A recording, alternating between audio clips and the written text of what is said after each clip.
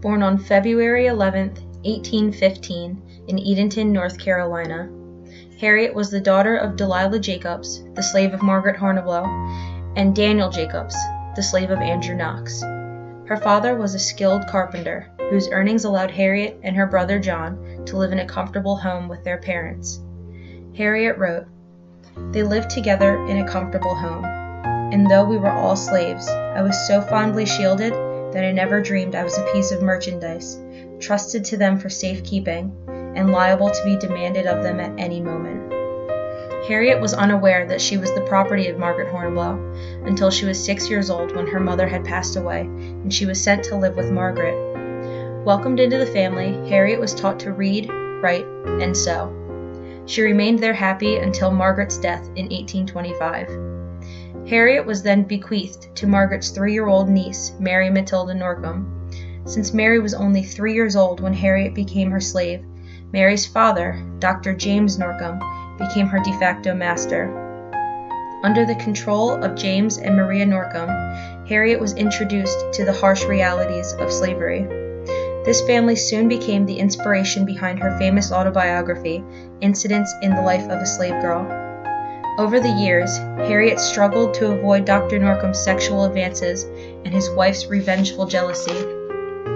Harriet wrote, "For years, my master had done his utmost to pollute my mind with foul images and to destroy the pure principles inculcated by my grandmother and the good mistress of my childhood. The influences of slavery had had the same effect on me that they had on other young girls.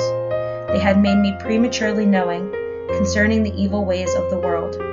I knew what I did, and I did it with deliberate calculation." Despised by the doctor's suspicious wife and increasingly isolated by her situation, Harriet started a secret love affair with a white attorney named Samuel Sawyer, whom she had 2 children with. In an attempt to force the sale of her children, Harriet escaped from Dr. Norcom in 1835 and spent the next 7 years hiding in a crawl space above a storeroom in her grandmother's house. Samuel eventually purchased his and Harriet's children and moved into her grandmother's house as well, allowing Harriet to secretly watch as her children grew over the next couple years that she had lived this way.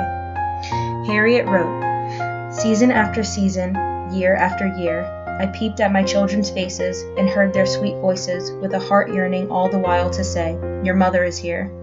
Sometimes it appeared to me as if ages had rolled away since I entered upon that gloomy, monotonous existence. At times I was stupefied and listless. At other times I became very impatient to know when these dark years would end, and I should again be allowed to feel the sunshine and breathe the pure air." In 1842, Harriet made the brave decision to escape for absolute freedom. With the help of a trusted friend, Harriet traveled by boat and then by train, ending up in New York, where she was happily reunited with her brother and daughter who had previously moved north. A year later, she was also reunited with her son as well. Harriet began working as a nursemaid in New York City and eventually moved to Rochester, New York, to work in the anti-slavery reading room with her brother. There, they became acquainted with other abolitionists, such as Frederick Douglass and Amy Post, whose encouragement led to Harriet making her own story public. Her life story was later published in 1861. Harriet wrote, "I had not lived 14 years in slavery for nothing. I had felt, seen, and heard enough to read the characters and question the motives of those around me. The war of my life had begun, and though one of God's most powerless creatures, I resolved never to be conquered." Harriet spent the rest of her life speaking against slavery, sharing about her time on Dr. Norcom's plantation, life during his request to find her, and sharing her heart for women in slavery. Harriet and her daughter settled in Washington, D.C., where she then died peacefully on March 7, 1897.